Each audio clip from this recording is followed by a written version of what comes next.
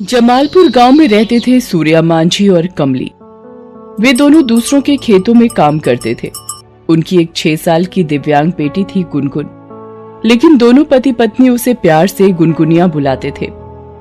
हालांकि उनका गुजारा किसी तरह ही चलता था, लेकिन फिर भी वो गुनगुन को हर वो खुशी देने की कोशिश करते जो उनके लिए संभव होता। एक दिन दोनों पति पत्नी खेत में काम कर रहे थे। अरे कमली, 2 साल हो गए रे, अपनी गुनगुनिया को नई फ्रॉक नहीं दिलवाई। तुमने देखा नहीं, उसकी फ्रॉक जगह जगह से कितनी फट गई है। पैसे ही कहाँ बचते हैं जी, कहाँ से दिलाएं? तुम कहती तो ठीक हो कमली, लेकिन त्योहार आने वाले हैं, उसके भी तो कुछ अरमान होंगे। एक तो पता नहीं उस बेचारी की क्या गलती थी जो ऊपर वाले ने उसे पांव से लाचार बना दिया। ऊपर से हम गरीबों के यहाँ वो जन्म ले ली। अजी, ये आज आप कैसी बातें कर रहे हैं? कोई लाचार नहीं है हमारी बेटी, लाखों में एक है। सूर्या ने लेकिन तय कर लिया था कि इस बार त्योहार के पहले वो अपनी गुनगुनिया को एक नई फ्रॉक ला कर देगा। इस बार की लहलहाती फसल ने उसकी उम्मीद को और मजबूत कर दिया था। अरे हाँ रे गुनगुनिया, मैं सच कह रहा हूँ। बाबा, वही लाल वाली फ्रॉक दिला दोगे जो पिछले त्योहार के समय हमने उस बड़ी सी दुकान में देखी थी? हाँ रे, वही वाली, या क्या पता उससे भी अच्छी। नहीं नहीं बाबा, मुझे तो वही चाहिए। 2 दिन बाद सूर्या गुनगुन के लिए फ्रॉक लाने वाला था, लेकिन विधाता को शायद कुछ और ही मंजूर था। सूर्या और कमली खेत में काम कर रहे थे, तभी जोरों की बारिश होने लगी। सूर्या ने कमली को पेड़ के नीचे जाकर छिपने को कहा और खुद बैलों को लेकर पीछे पीछे आने लगा, लेकिन अचानक वो जोरों से चीख पड़ा। कमली ने जब उसके चीखने की आवाज सुनी तो वो भागी भागी उसके पास आई। सूर्या दर्द के मारे चीख रहा था। कमली, लगता है किसी चीज ने पैरों में काट लिया है। कमली ने सूर्या के पैरों की ओर देखा तो वहां खून के कुछ निशान थे, साथ ही दांत के निशान भी बने हुए थे। वो समझ गई कि उसके पति को सांप ने काट लिया है। वो मदद के लिए चिल्लाने लगी, लेकिन जब तक आसपास से लोग सूर्या की मदद को पहुंचते, सूर्या का शरीर नीला पड़ चुका था। वो मृत्यु के उस क्रूर गोद में चला गया था जहां से कोई भी वापस नहीं लौटता। गुनगुन को अपने पिता की मौत की खबर पहुंची तो वो भी लंगड़ाते लंगड़ाते खेत पर पहुंची। बाबा, बाबा उठो ना बाबा, क्यों नहीं उठते आप? उठो ना बाबा। माँ, बाबा को बोलो ना उठने को, देखो ना कैसे सो गए हैं। कमली बेचारी भी तो बदहवास सी अपने पति के मृत शरीर को घूर रही थी। एक पल में ही उसकी मांग का सिंदूर नियति के क्रूर हाथों ने धो दिया था। सूर्या के असमय चले जाने के बाद अब कमली पर ही पूरे घर का बोझ आ गया था। घर तो पहले भी किसी तरह ही चलता था, और अब तो परेशानियों ने जैसे उस घर में ही डेरा डाल लिया था। कभी एक पेट तो कभी खाली पेट रहकर उन दोनों का जीवन चल रहा था। माँ, आज मैं खाना नहीं खाऊंगी। क्या हुआ गुनगुनिया, तबीयत तो ठीक है ना? तबीयत ठीक है माँ, लेकिन वो पेट में बहुत दर्द हो रहा है। मैं सो जाऊंगी तो ठीक हो जाएगा। कमली जानती थी कि गुनगुन के पेट में दर्द नहीं है। वो तो बस ये चाहती थी कि जो भी थोड़ा सा खाना है वो उसकी माँ खा ले, क्योंकि उसे पूरा दिन खेत में काम करना पड़ता था। गुनगुन ने भी एक दिन खेत पर जाने की जिद की थी ताकि वो कमली की मदद कर सके, लेकिन उसने उसे मना कर दिया। माँ से झूठ कहकर गुनगुन सोने तो चली गई, लेकिन ऐसी माँ कहाँ होती है जो खुद खा ले और अपने बच्चे को भूखा छोड़ दे। ए गुनगुनिया, मेरी प्यारी गुनगुनिया, जाग जा बेटी।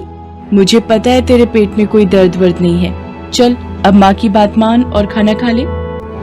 कुछ गुनगुनिया ने खाया और कुछ कमली ने, लेकिन ऐसा कब तक चलता? एक बार कमली की तबीयत बहुत खराब हो गई।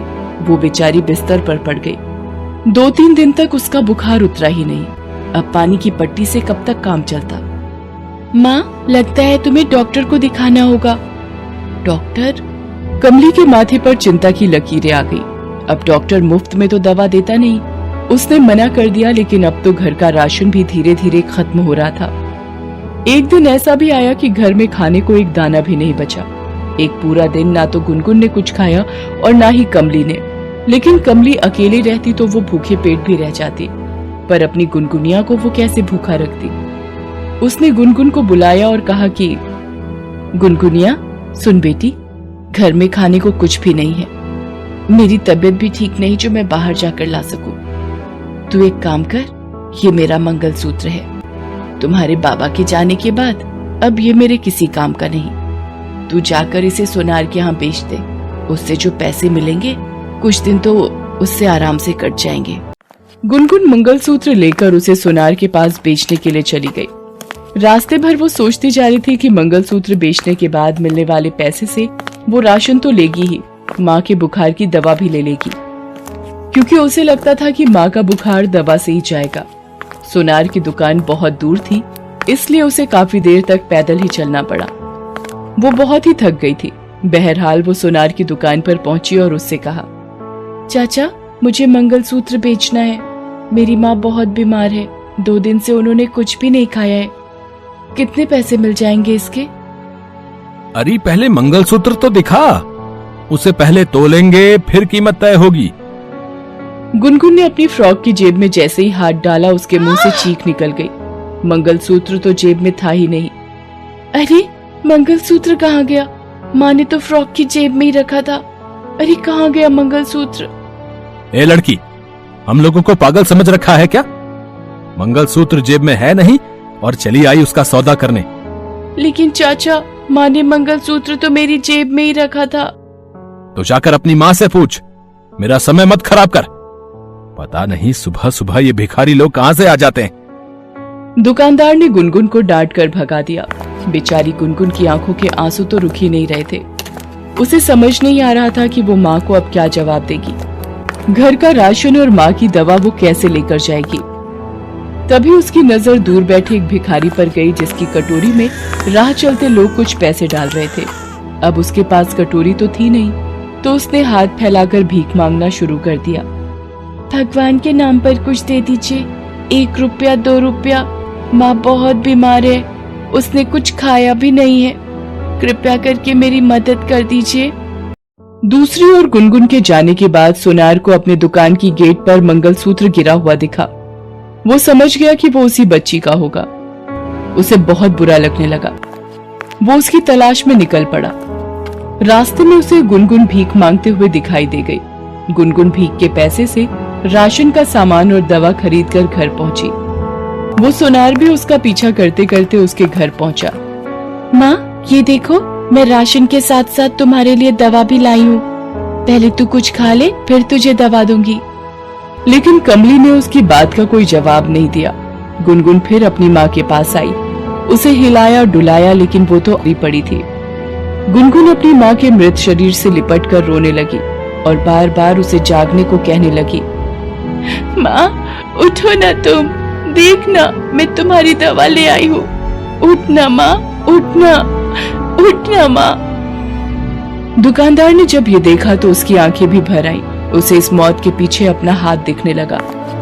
वो गुनगुन के पास गया और उसे गले लगाते हुए बोला, बेटी, तुम्हारी माँ कभी नहीं उठेगी और इसके लिए मैं जिम्मेदार हूं। मेरी गलती की वैसे तो कोई माफी नहीं है, लेकिन फिर भी मैं तेरे पैर छूकर माफी मांगता हूं। बेटी, मुझे माफ कर दे। उस दुकानदार ने अपनी गलती का पछतावा करने का सोचा। उसने गुनगुन को गोद ले लिया। आज गुनगुन उन्हीं के घर खुशी खुशी रहती है।